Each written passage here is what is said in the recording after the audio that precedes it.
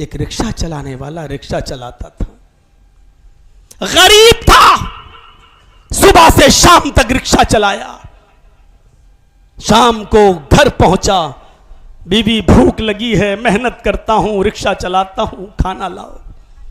और बीवी ने उसके सामने अरहर की दाल रख दी, बिला बिगाड़ी हुई, न घी न छौंका लगा है, कुछ बिला भिकारी हुई दाल उसको दे दी सामने।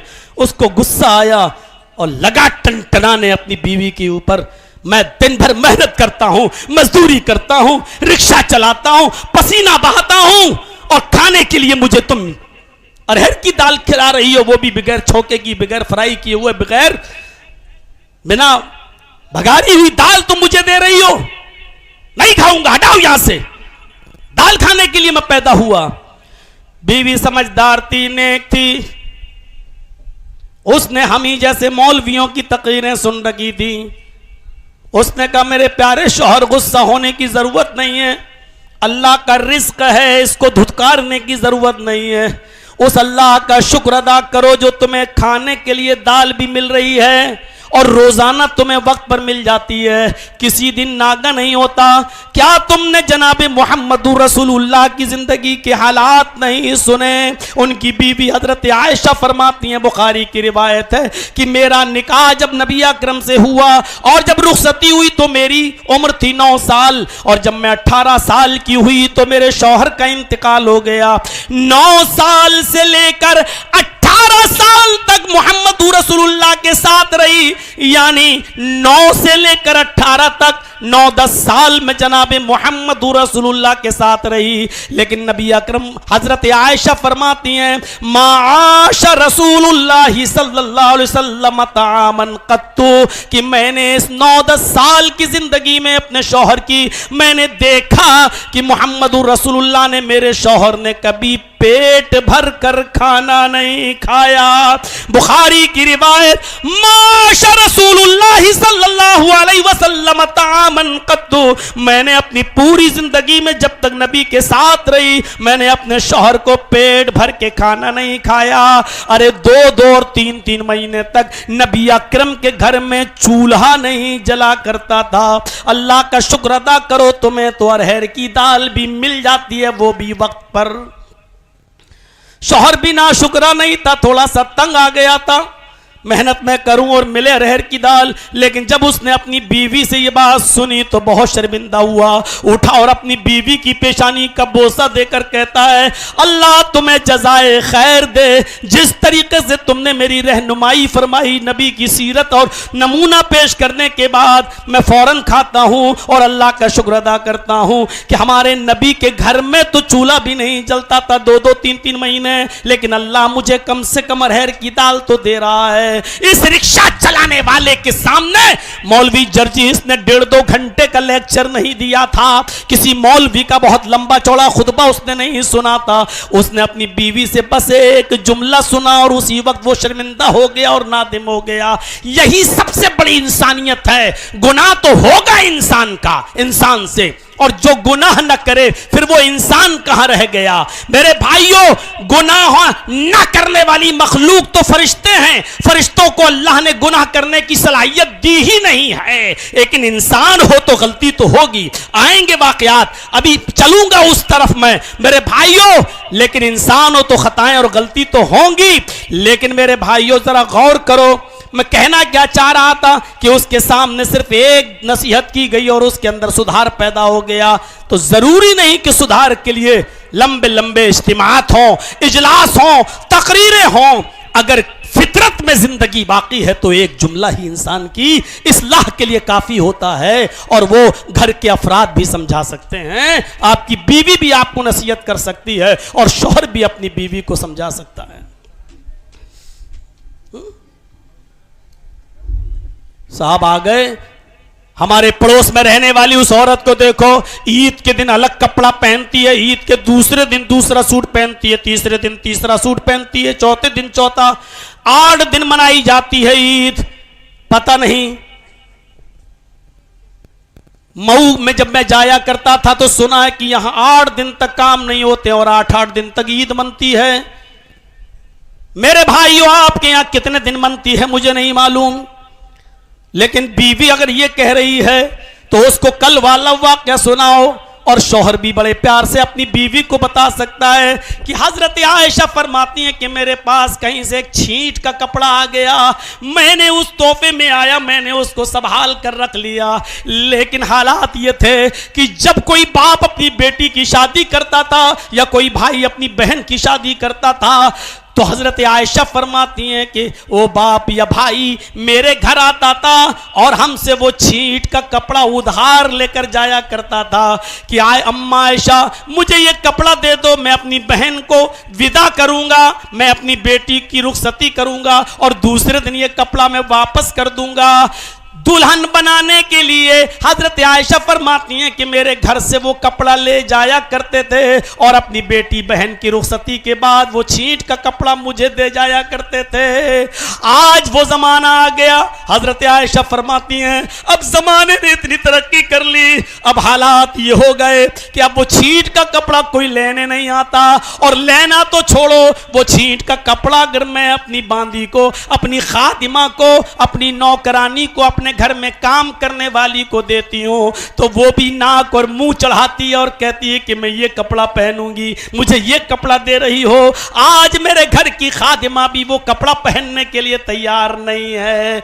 इस अंदाज से शौहर भी अपनी बीवी को समझा सकता है कि देखो एक ही कपड़े को भाई भी ले जा रहा है बहन की रुखसती के लिए और बाप भी ले जा रहा है बेटी की रुखसती के लिए। अरे कम से कम अल्लाह ने तुम्हें ईद के दिन एक कपड़ा तो दिया है नया पहनने के लिए, जरूरी नहीं कि तुम ईद की बासी का अलग कपड़ा लो और ईद के तीसरे दिन का अलग और चौथे दिन का अलग। शौहर भी चाहे तो बहुत आसानी के साथ समझा सकता है, और ये बात जो दिल पे असर करेगी मेरे भाइयों, वो जलसों और जुलूस की बात इतनी ज्यादा असर नहीं करेगी जो आप तन्हाई में और अकेले में जो आप समझाएंगे वो असर करेगी।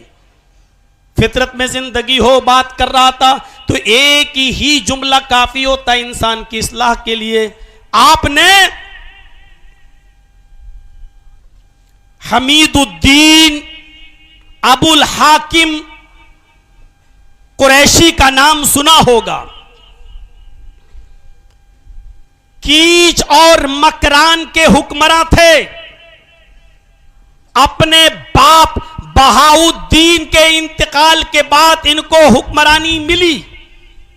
हमीदुद्दीन अबुल हाकिम कुरैशी ने 21 साल तक हुकूमत चलाई कीच और मकरान के इलाके में। कितने साल? 21 साल। बड़े रोबो दबदबे के साथ, बड़े ही जाहो जलाल के साथ।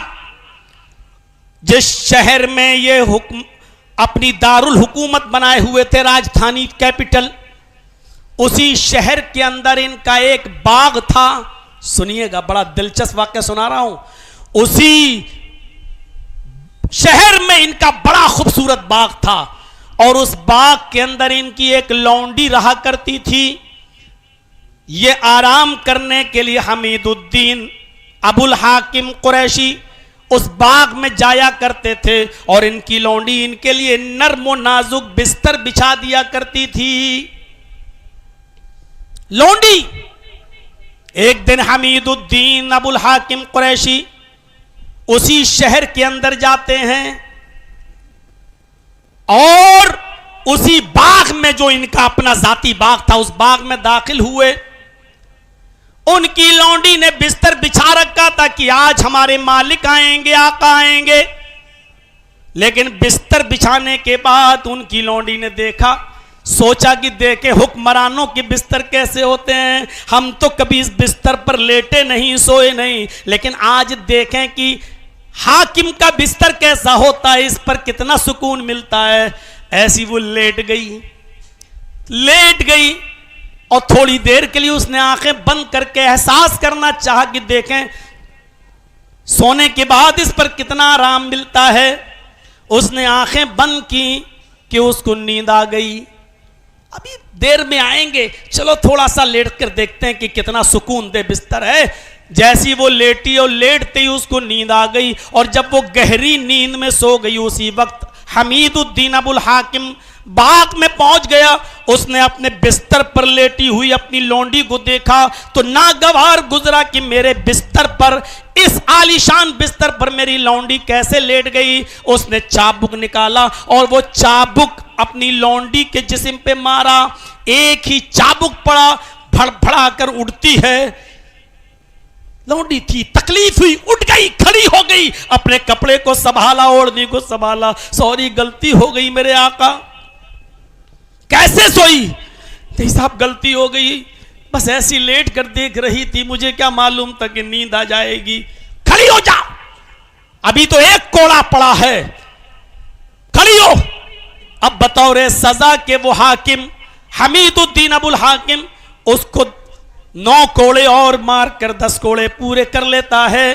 लेकिन हमीदुद्दीन की नजर पड़ती है उस कोड़े के बाद उसने जितने भी कोड़े मारे, हर कोड़े पर वो हंस रही है और खिलखिलाकर हंसती है। दूसरा कोड़ा मारा तो वो हंसती है, तीसरा कोड़ा मारा तो और जोर से हंसती है, चौथा कोड़ा मारा तो और खिलखिलाकर हंसती है। आखिरकार 10 कोड़े मारकर हमीदुद्दीन ने कोड़ा फेंक दिया और कहा, मेरी लौंडी बता, लड़की बता, आखिर बात क्या है? अगर मैं कभी तुझे एक थप्पड़ भी मार देता था तो तू रोती थी। आज तो मैं कोड़ों की बरसात तेरे ऊपर कर रहा हूं, लेकिन तू रोती नहीं है। आखिर न रोने की वजह क्या है? आज तू हर कोड़े पर हंस रही है। उसने जो जवाब दिया उसी ने हमीदुद्दीन अबुल हाकिम की जिंदगी बदल दी। वो लौंडी हंसते हुए चीख कर कहती है, मेरे आका, आज मैं सिर्फ इस बात पर हंस रही हूं, ये देख कर हंस रही हूं, ये सोच कर मैं हंस रही हूं कि एक हाकिम के इस आरामदेह बिस्तर पर थोड़ी देर के लिए एक मामूली लड़की सो गई, एक लौंडी सो गई, तो तेरी अदालत में उसकी ये सजा है जो उसको पूरी पूरी ताकत से तू उसके ऊपर कोड़े बरसा रहा है, कोड़े मार रहा है। जब थोड़ी देर इस आरामदेह बिस्तर पर लेटने की सजा तेरी अदालत में ये है मेरी, तो मैं ये सोचती हूं कि अल्लाह की अदालत में उस आदमी की क्या सजा होगी जो पूरी जिंदगी इस आरामदेह बिस्तर पर सोता है, आराम से सो रहा है। उस शख्स की यानी तेरी सजा उस अल्लाह की अदालत में क्या होगी जब थोड़ी देर के लिए, चंद लम्हों के लिए तेरे बिस्तर पर लेटने के बाद जब तेरी अदालत में इतने से आराम करने की सजा यह है, तो तेरी तो पूरी जिंदगी ऐशो आराम में गुजर गई, तो अल्लाह की अदालत में तेरी सजा क्या होगी? हमीदुद्दीन अबुल हाकिम ने छोड़ा, कोड़ा फेंका, अपनी लौंडी को आजाद किया और वहीं से सल्तनत को ठुकराया, हुकूमत को लात मारी और उलमा की सोहबत में बैठ गया। दावत और तबलीग करते करते एक अच्छा दाई और मुबल्लिग बन गया। फिर उसने सल्तनत और हुकूमत की तरफ पलटकर नहीं देखा। हमीदुद्दीन अबुल हाकिम ने जुमे के आधे घंटे का खुतबा नहीं सुना था। हमीदुद्दीन अबुल हाकिम ने मौलवी जर्जीस की तरह किसी मौलवी की 1.5-2 घंटे की तकरीर नहीं सुनी थी। मेरे भाइयों, जरा तसव्वुर कीजिए, आप गौर कीजिए, आप क्या जिंदगी थी।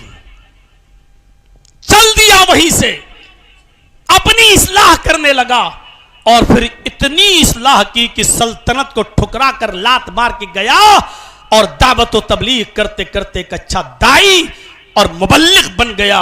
गुमनामी की जिंदगी गुजारी। मेरे भाइयों, हुकूमत को लात मार दी। अगर फितरत में जिंदगी बाकी हो तो नसीहत के लिए एक जुमला काफी होता है। ईमानदारी के साथ बताओ, आजाद पार्क में बनारस के चप्पे चप्पे से आए होंगे लोग, कोने कोने से आए होंगे लोग। जब नसीहत के लिए और अपनी जिंदगी को बदलने के लिए एक जुमला काफी है, एक जुमला काफी है, तो हमारी तो पूरी जिंदगी जल से सुन सुन के हो गई है। हमारी तो पूरी जिंदगी इज्तिमात करते करते और आपकी सुनते सुनते गुजर गई है। फिर हमारी जिंदगियों में इनकलाब क्यों नहीं आता है? हमारी इस्लाह क्यों नहीं होती है? हम अपने आप को क्यों नहीं देखते हैं? बिल्कुल उस पुख्ता और चटियल जमीन की तरह हम हो चुके हैं। पानी गिरा और बह गया, न उस पथरीली जमीन ने पानी को जज्ब किया और न ही किसी दूसरे को फायदा पहुंचाया। मेरे भाइयों, फितरत में जिसकी जिंदगी होती है वो सख्त जमीन की तरह नहीं होता, बल्कि नर्म जमीन की तरह होता है। जैसे किसी मुर्दा और नर्म जमीन पर आसमान की बारिश के कतरे गिरते हैं, वो पानी को जज्ब कर लेती है, खुद फायदा उठाती है वो जमीन, और फिर उससे सरसब्ज और शादाब खेतियां पैदा होती हैं, हरी भरी हरियालियां पैदा होती हैं, हरी भरी सब्जियां पैदा होती हैं, फिर वो दूसरे भी उससे फायदा उठाते हैं।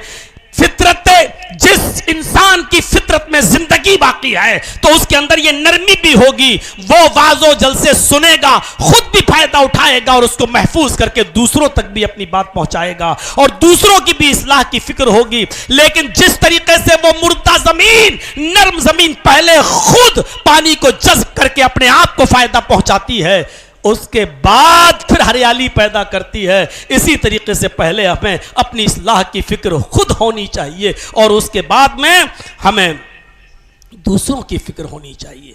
आ रहा हूं मैं,